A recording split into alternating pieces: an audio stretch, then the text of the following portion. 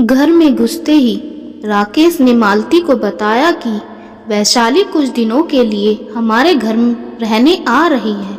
उसके सामने कोई तमाशा मत करना।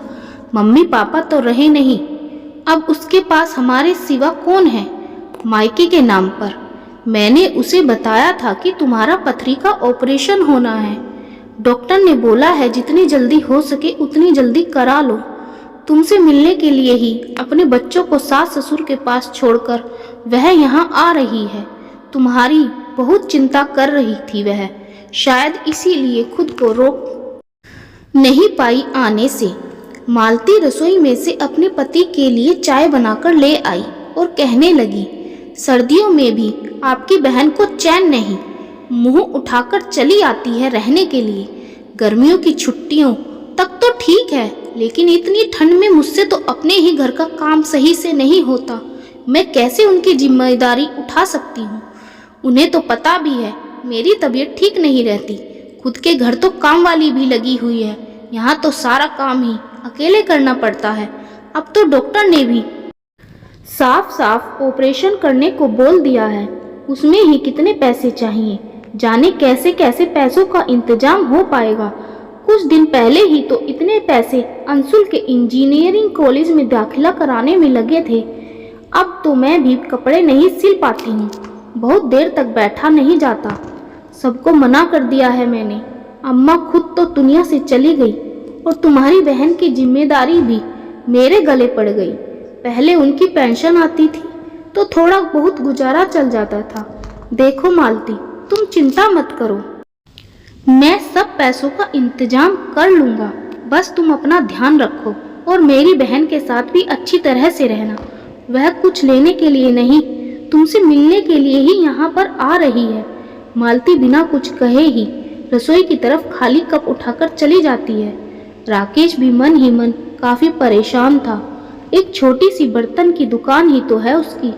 पिताजी की सरकारी नौकरी होने की वजह से उसकी माँ की पेंशन आती थी, जिससे घर का खर्चा अच्छी तरह चल जाता था। लेकिन उनके मरने के बाद घर की आर्थिक स्थिति थोड़ी सी डामाडोल हो गई थी, क्योंकि उसने अपने बेटे का भी प्राइवेट इंजीनियरिंग कॉलेज में एडमिशन करा दिया था। मालती भी कपड़ों की सिलाई क्या करती थी, अब वह भी नहीं हो पा रही थी। अगले दिन वैशाली भी आ जाती है और अपने भाई भाभी के गले लगकर मिलती है। थोड़ी देर उसके पास बैठने के बाद मालती चाय नाश्ता लेकर आ जाती है। चाय पीने के बाद वैशाली अपने बैग से कुछ खाने पीने का सामान निकालकर मेज पर रख देती है और फिर अपने पर्स में से 60,000 रुपये अपने भाई के हाथ पर थमाती हुई कहती है, भैया आप डॉक्टर से जल्दी ही भाभी के ऑपरेशन की डेट ले लीजिए। घर की परेशानियां मुझसे छुपी हुई नहीं है। मम्मी और दिनेश जी ने ही मुझे यहाँ पर पैसे देकर भेजा है और ये भी कहा है कि तुम अपने मायके में जब तक तुम्हारी भाभी बिल्कुल ठीक नहीं हो जाती तब तक रह सकती हो। बच्चों की बिल्कुल चिंता मत करना। मुसीबत के समय भाई बहन ही एक दूसरे के काम नहीं आएंगे तो रिश्तों का फायदा क्या है? वह जबरदस्ती अपने भाई के हाथ पर उसके मना करने के बाद भी पैसे रख देती है। मालती की आंखों में आंसू आ जाते हैं। उसे खुद पर बहुत शर्मिंदगी महसूस हो रही थी।